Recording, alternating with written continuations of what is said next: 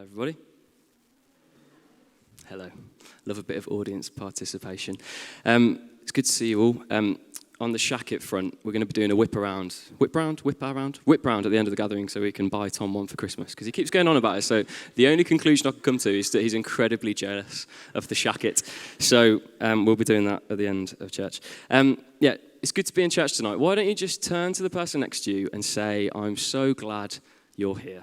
Just turn to the person next to you and say, I'm so glad you're here. Does everyone feel affirmed? Bit of affirmation, all that good stuff. So I, for one, I'm so glad that each and every one of you are here. And we're going to jump straight into the passage that we're looking at tonight. My iPad case is magnetic, so it keeps getting stuck.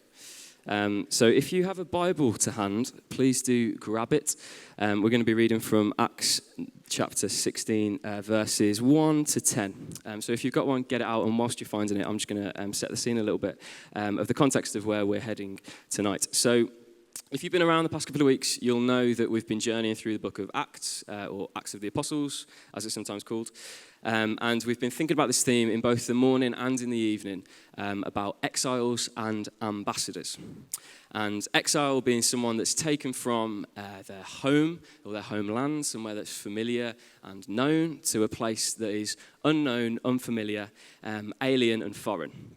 And then that's an exile, and an ambassador being someone that in that place that isn't their home, representing the interests of someone else or somewhere else. And we have this call on our lives, the biblical call on our lives, like the Bible tells us to be ambassadors for God. And we've been looking at how we can step into that call as a church. So that's a little bit of the context of where we've been heading. We're going to be reading about a guy called Paul. So Paul used to be called Saul. He had a bit of a rebrand when some stuff happened. Long story short, he was on the road to a place called Damascus. Paul was known for persecuting Christians. He was kind of a Pharisee, a hardline Jewish leader, very orthodox, and he hated Christians, and he led their persecution for years after Jesus died and the church began to spread. Paul was the guy that was in charge of all of that. So he's on the road to Damascus. He ends up becoming blind, has a radical encounter with Jesus, the risen Jesus Christ. And then, long story short, he's blind, he gets healed, 180 turnaround, total transformation. And essentially, he leaves behind his old ways, this stuff that he's been doing, and he begins to tell people about Jesus. And during this time, he convinces quite a few Jews to follow Jesus as well, but predominantly he's speaking to the Gentiles. He's speaking to non-Jews. He's planting churches, he's doing all kinds of other cool stuff. And he's traveling around with his friends that he's made along the way. We'll meet a couple of them tonight, preaching the gospel, healing people, and the rest. So that's the context. Here's the passage. Acts 16, 1 to 10. The words are behind me. Come on. So, Acts 16. Well, this is hard with one hand. Timothy joins Paul and Silas. Paul came to, let's go Derby, and then Lystra, where a disciple named Timothy lived, whose mother was Jewish and a believer, but whose father was a Greek. The believers in Lystra and Iconium spoke well of him. Paul wanted to take him along on the journey, so he circumcised him because of the Jews who lived in that area, for they all knew that his father was a Greek.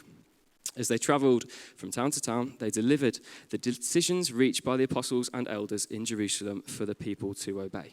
So the churches were strengthened in faith and grew daily in numbers. Paul and his companions traveled throughout the region of Phrygia and Galatia, having been kept by the Holy Spirit from preaching the word in the province of Asia. When they came to the border of Mysia, they tried to enter Bithynia, but the Spirit of Jesus would not allow them. So they passed by Mysia and went down to Troas. During the night, Paul had a vision of a Macedonian, standing, I've lost my place, and begging him, come over to Macedonia and help me. After Paul had the vision, he got ready at once to leave for Macedonia, concluding that God had called us to preach the gospel to them. This is the word of the Lord. Well done. I'm just going to take a sip of water. So, Acts 16. Key points to summarize. Paul and his mate Silas they're going on their second missionary journey, essentially a church planting mission. They end up in Lystra. There they meet Timothy, who's a young guy. He's really passionate about the Lord. And Timothy joins them. Then they're planning to head north into Asia. But for whatever reason, the Lord blocks their way. They end up heading west. I mean, it's all relative, isn't it? But west. To try and go again north, but nope, the Holy Spirit's saying none of that, so he blocks them again. And they end up in a place called Troas, which is a seaport, so it's by the coast. And it's kind of on the edge of what is like modern-day Turkey. It's basically like on the border. If you cross the sea, you're in Europe. You're into kind of Greece and Macedonia. So Paul has this dream about this Macedonian man.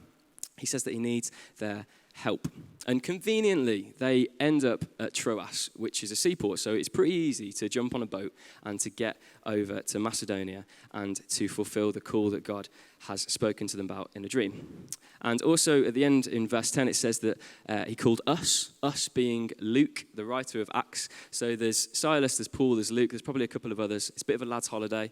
They're heading to Macedonia, and it's quite the journey. So it's a nice picture for it, isn't it? So where are we heading tonight? Tonight, we're going to be looking at what to do when you get blown off course. What to do when you get blown off course. When life takes a turn that you don't quite expect. When, like Paul and his friends, you end up in a place that you didn't want to be, you didn't intend to be, you didn't plan to be. What to do when you get blown off course. So we're going to be looking at this passage. We're going to be looking at Paul's experiences to see what God might be saying to us tonight. And the three things to do when you get blown off course are: 1, addressing the closed doors; 2, not doing it alone; and 3, remembering who sent you. And we're going to look at each of those three sections, and after each one, we're going to do something a little bit different. We're going to take the opportunity to firstly pray, secondly chat, thirdly respond to each section. So I'll introduce an idea from the passage, unpack it a little bit, share a little bit of my experience or story, and then we're going to take a moment to reflect. So first thing, with addressing the closed doors. Then we're going to take 2 minutes to pray in the quiet. Secondly, not doing it alone. And on the theme of not doing it alone, we're just going to have a quick conversation with the person next to us. And then finally, remembering who sent you, we're going to stand and we're going to respond to what God's saying. So for those of you who like a plan, that's where we're heading. So if you're all on board, let's jump right in. I wonder if you've ever been on a long journey. Maybe you've been on holiday somewhere far away. Maybe you did a gap year in somewhere tropical and remote and isolated. Maybe you've just been on a really long car ride. It's, I don't know, going across Europe or on a train or whatever it might be. Maybe you've ridden your bike from the top of the UK to the bottom of the UK. If Toby Bowd's here tonight, I'm pretty sure he did that. And maybe you've walked, whatever it might be. I've done a couple of long journeys in my time. In fact, one of them was just in this summer. So in September, it was the end of summer, I went to France with my family, which was a lovely time. And there was my mum, my dad, me, my brother, my fiancée Hannah. Hi, Hannah. And my brother's wife, Maddie. And when we go to France, we more often than not, we go to the same place. We go to a place on the west coast in the Vendée region, if I'm saying that right. It's near a place called Le Pas-Optin, which has a spring harvest campsite, if anyone's been there. I know there's a few people from Crooks who have been there before. We usually drive when we do this. It's typically like a 13 to 14-hour car journey, so it's quite long. And because there was 6 of us, obviously you can't fit 6 people in a 5-seater car, so we had to take 2 cars. So me and Hannah, we go with my mum and dad. And obviously it's quite a long drive. I usually sleep, listen to some music, listen to a podcast, watch a film, whatever it might be.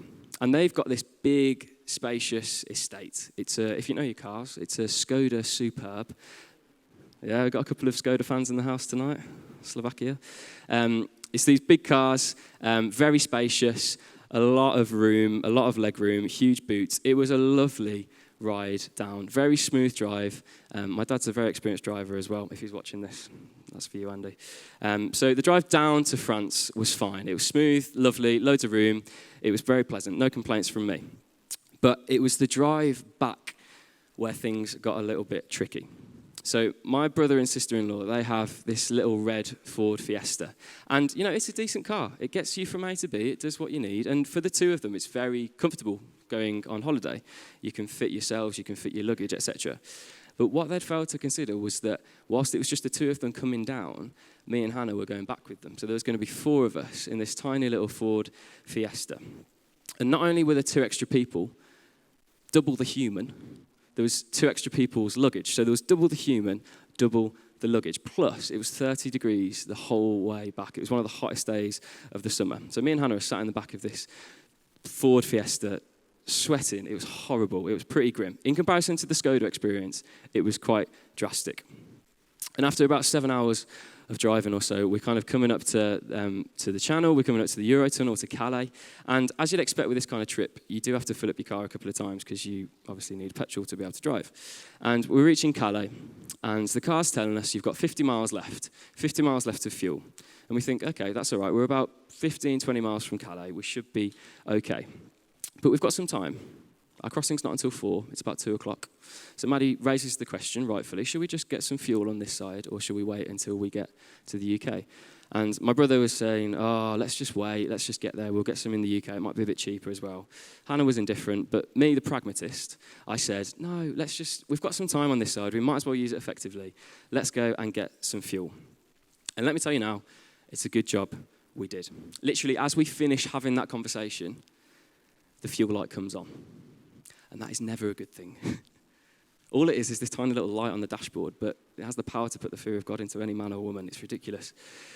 And we keep going along, and suddenly the fuel gauge, the number of how many miles that comes up on the dashboard, is creeping down and down and down and down.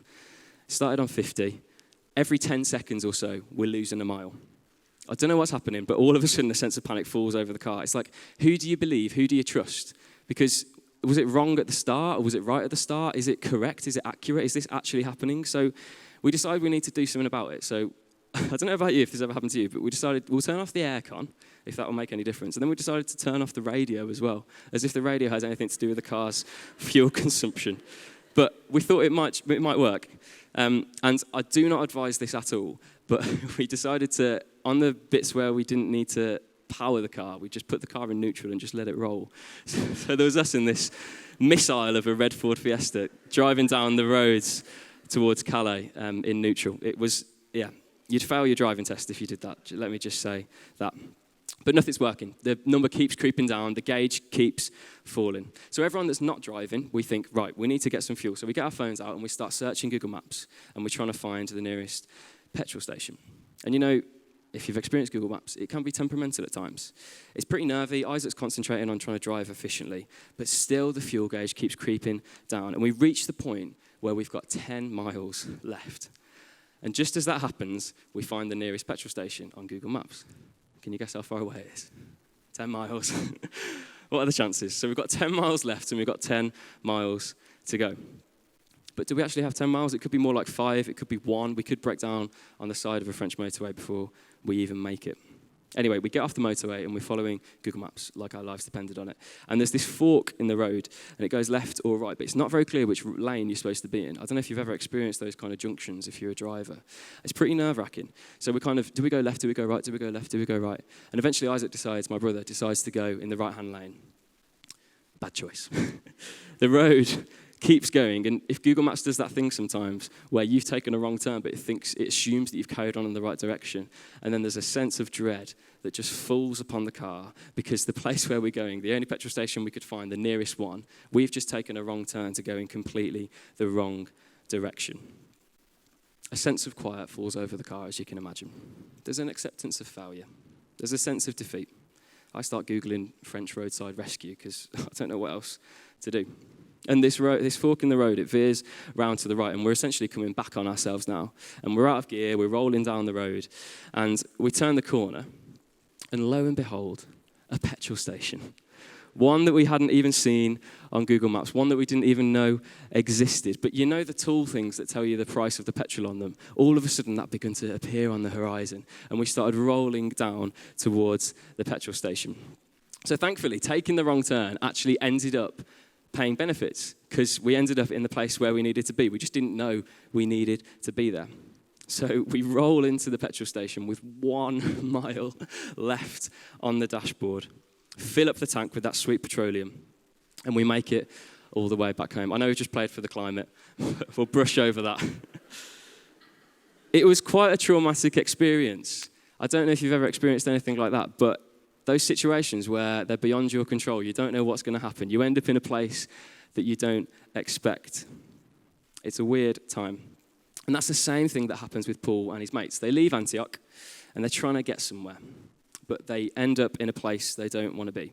It's kind of like, it's comparable to you're in Birmingham, come on, and you're trying to get to Sheffield, and you leave, and for whatever reason, you end up in Manchester.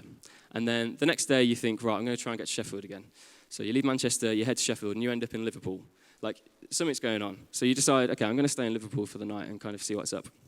And whilst you're sleeping, you have a dream that you need to go to Ireland because there's something major going on there and God's calling you to go there. If you're in Liverpool, it's a lot easier to get on a boat to go to Ireland than it is from Sheffield to get to Ireland, isn't it? Because you've got to come across the country again. Imagine this, but rather than cities and kind of hundreds of miles, I don't know, in a car or on a train, this is thousands of miles walking. This is months of travel. Like, this isn't anything lighthearted. If you're in the wrong place, you're in the wrong place. So after this long journey, they're in the place where they don't expect to be. I wonder if you can relate to this. To being blown off course. Maybe you're thinking, I don't even know why I'm here. I wanted to be somewhere else. Sheffield wasn't and isn't the place for me. Let's take a look at the first thing to do when you're blown off course. So this is drawn out of verses 6 and 7. I don't know if you've ever seen Takeshi's Castle. It's an old, I think it's a Japanese TV show. It's kind of like Ninja Warrior meets Total Wipeout, but just absolute carnage. It's amazing. So there's this level where there's a series of rows, and each row has 3 doors. And 2 out of 3 of the doors are solid. And one of them is kind of paper mache. It's penetratable. You can get through it.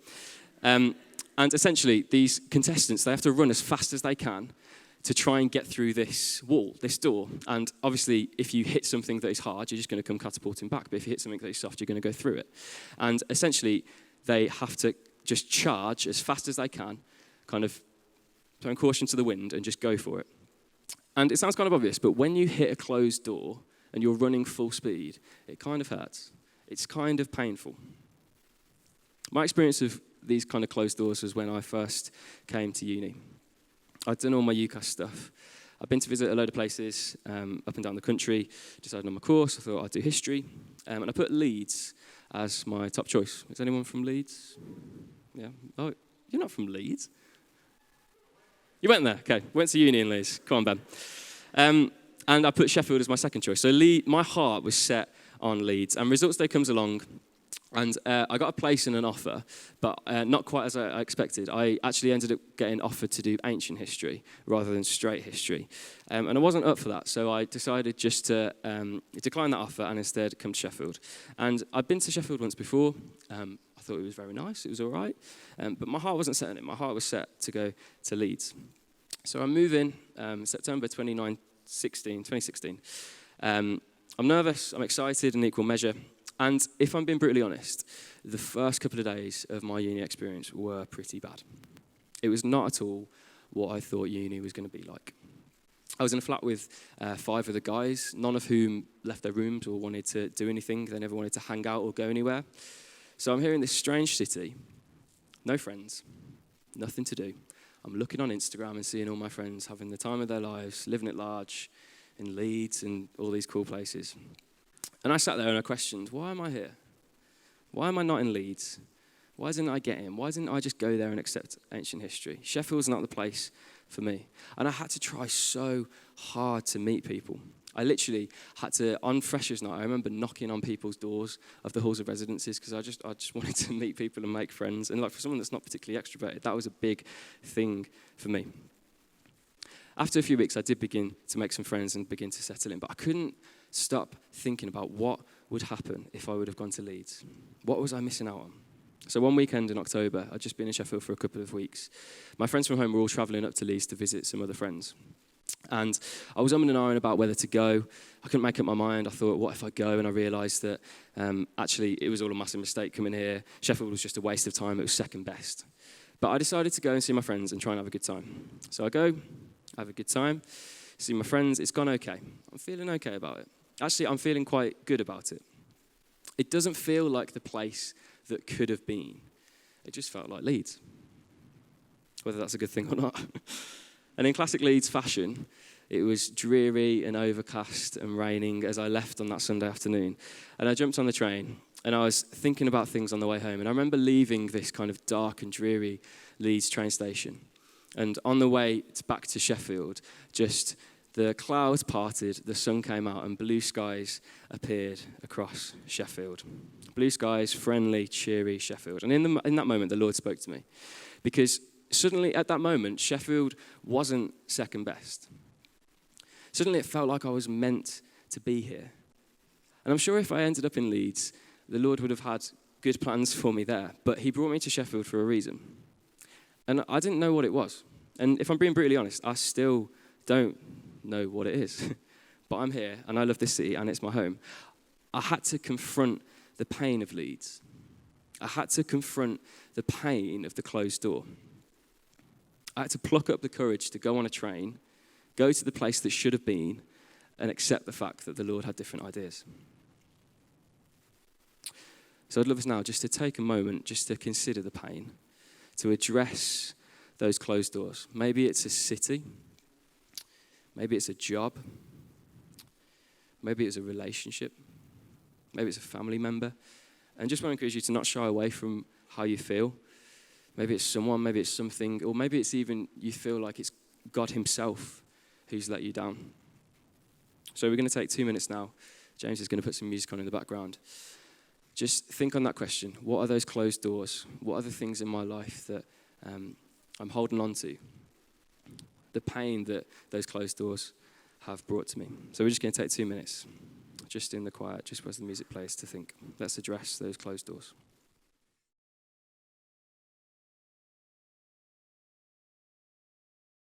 So I don't know what the Lord has brought to the forefront of your mind, but that's the first thing I want to encourage us to do.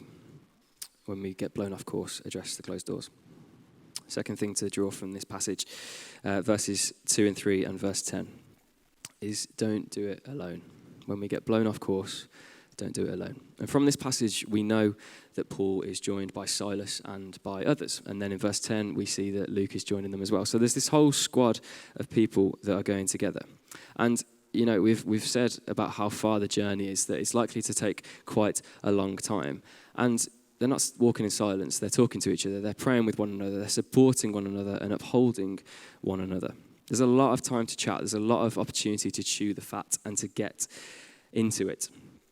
And when things get out of hand, it's really easy to spiral and get caught in your own head. I know that's true for me. And speaking to friends can be a place to kind of get us out of that. And when we get blown off course, it's important to have those people around us. You know, as I said, in my first couple of weeks of uni, I had a really hard time meeting people. Church, for me, was a place of belonging. It was a place to be known and to be loved. And during my time here, I made friends who supported me and prayed with me and upheld me, some of whom are still here and some of whom are even in this room tonight. Because we're not made to be on our own.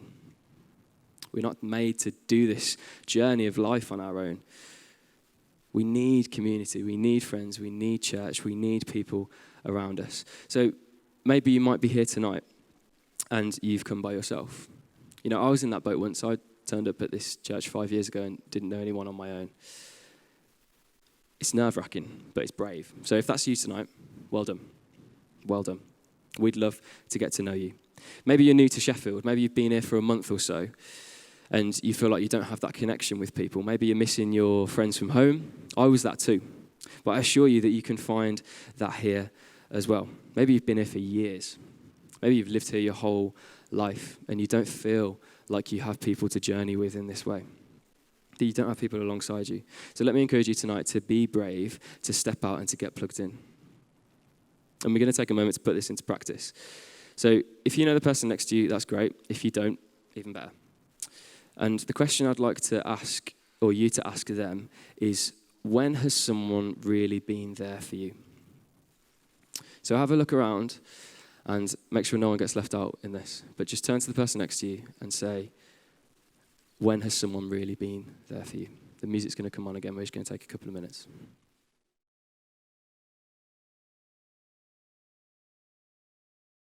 So I hope you've had a good opportunity just to get to know the person next to you a little bit better, to hear a little bit of their story. So it's good to do things with others. We're not made to do this journey alone. That's the model that we see in Scripture. That's the model that we see from Paul and his friends. And finally, we're coming into land. Remember who sent you. So when you get blown off course, remember who sent you.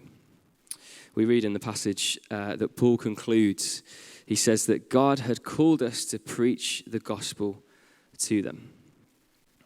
Paul concludes that God's calling them to Macedonia. Therefore, God had sent them to Troas. He'd sent them off course. He'd blown them off course for a reason, because he had a purpose and a plan and a future for them that was beyond their understanding, in a place that they didn't even know and didn't even consider. And we know that God had a plan for them. And we know that God has a plan for us too, right? He has a future for us because we are a sent people. We are his ambassadors. But what does that even mean? It means that we represent God in this world. It means that we represent his kingdom. We carry his light. We carry his presence. We carry his spirit. Where we go, he is. And where we go, he goes. You see, ambassadors are often sent to places that are dangerous, that are hostile, that are foreign. But sometimes ambassadors are sent to places that are lonely, that are isolating, that are distant, that are unfamiliar. Maybe that's how you feel tonight. That you've been sent to a place that is lonely, that is isolating, that is distant, that is unfamiliar. But the thing I want to remind us of, and I'm preaching to myself as much here, is that we are sent by God. That he sends us to where we go. That we go in his name, and when we go in his name, he is there with us. Because in the passage, there's a reason for all of this. There was a reason that Paul and his mates got massively blown off course, thousands of miles out of their way, because they were being sent by God. They needed to be close to Macedonia, not thousands of miles away in the place that they intended to go. And I believe that each of us have been called and sent to Sheffield for such a time as this. Even if you've lived here your whole life, if you've always called it home, you've still been sent and called by God. And it means that God's got a plan for you here, whether that's for a season, whether that's for a lifetime. And I'm not saying that God's got something here for each of you that's going to, revolutionize the world and people are going to build statues in your honor across the city of Sheffield, or you're going to get like one of those blue plaques that you get in London saying, Molly Clark lived in this house this year to this year. I'm not saying that. Maybe for some of you that's true, but that's not quite what I'm saying. What I am saying is that we believe and we follow a God who doesn't make mistakes. And that each of you, each of us, I believe were brought to Sheffield by a God who doesn't make mistakes. And you may probably feel like, I don't know what the specific task or job or role God has for me in this city. Neither do I. Neither do I.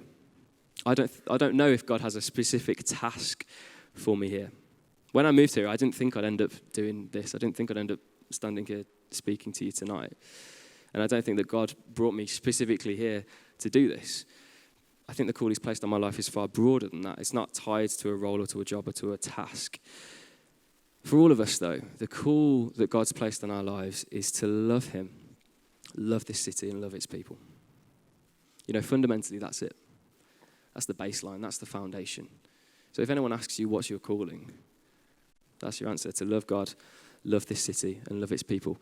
And you know, each of us, we have an individual calling as well of that, that on top of that, you can add to it whatever you want. But that is the visionary rock on which we stand and which we operate: to love God, love this city, and love this people. So when we get blown off course, 3 things to remember. Address the closed doors. Don't do it alone. And remember the God who sent you, that loves you, that cares for you, that's got a plan for you, a future for you.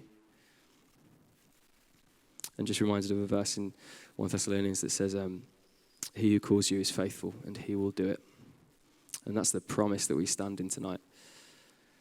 That he who has called us is faithful, and he will do it.